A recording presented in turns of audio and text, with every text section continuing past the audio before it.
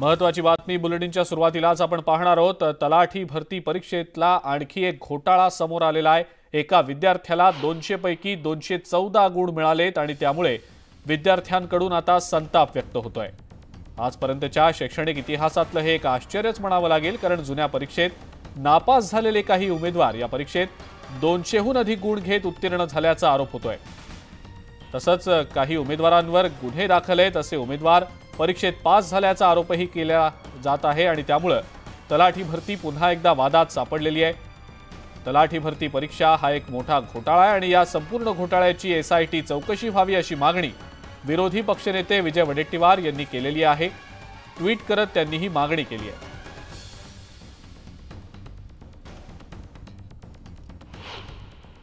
तलाठी परीक्षेमध्ये मोठा घोटाळा असल्याचं विजय वडेट्टीवार म्हणतात, त्यांची एसआयटी मार्फत चौकशी करावी अशा पद्धतीने। साहेब, विजय वडेट्टीवारांनी कुठलाही पुरावा दिला तर निश्चित आम्ही चौकशी करू। नुसत्या स्टेटमेंट्सनी चौकशी करता येत नाही। आज इतक्या मोठ्या प्रमाणात महाराष्ट्रामध्ये आम्ही परीक्षा घेतल्या, ट्रान्सपरंट पद्धतीने आम्ही या ठिकाणी पूर्णपणे सगळ्या परीक्षा कंडक्ट केल्या आहेत, पण कुठल्याही परीक्षेत कोणीही जर पुरावा दिला तर ती परीक्षाही रद्द केली जाईल आणि त्याच्यावर कारवाई देखील केली जाईल। त्यामुळे त्यांनी पुरावे द्यावे। या संदर्भात विरोधी पक्षनेते विजय वडेट्टीवार यांनी आपल्या ट्विटमध्ये नेमकं काय म्हटलंय आपण पाहूया।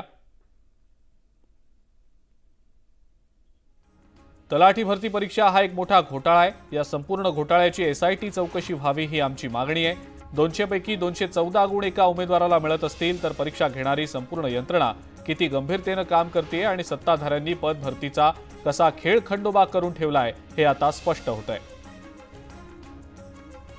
याबाबत रोहित पवार यांनी देखील ट्विट केलंय। त्यांचं ट्विट नेमकं काय आहे या ट्विटमध्ये पाहूया।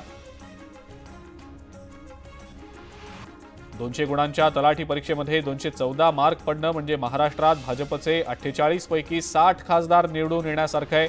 तलाठी भरतीचा हा निकाल पाहून भाजप सरकार है तो मुमकिन है असंच म्हणावं लागेल। तलाठी भरतीत अनेक ठिकाणी पेपरफुटीच्या देखील एफआयआर दाखल झाल्या, पण या सरकारनं पूर्णतः दुर्लक्ष केलं। तलाठी भरतीत एकेका जागेसाठी 25 लाखांहून अधिकची वसुली झाली आहे। सरकार, अधिकारी आणि परीक्षा घेणारी कंपनी असे सगळेच यात सहभागी असून जवळपास 1500 कोटीहून अधिकचा हा घोटाळा आहे। केवळ काही कोटींच्या लाचेसाठी वर्षानुवर्ष अभ्यास करणाऱ्या लाखो युवांच्या, त्यांच्या आई वडिलांच्या स्वप्नांचा खून करण्याचं पाप या सरकारनं केलंय, असा आरोप रोहित पवार यांनी ट्विट करत केलाय।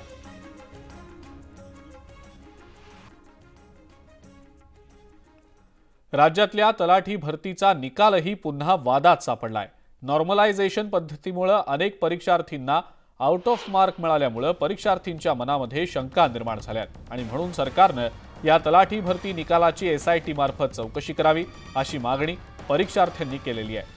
7241 पदांसाठी 10 लाखांच्याहून अधिक परीक्षार्थी या परीक्षेला बसलेले होते।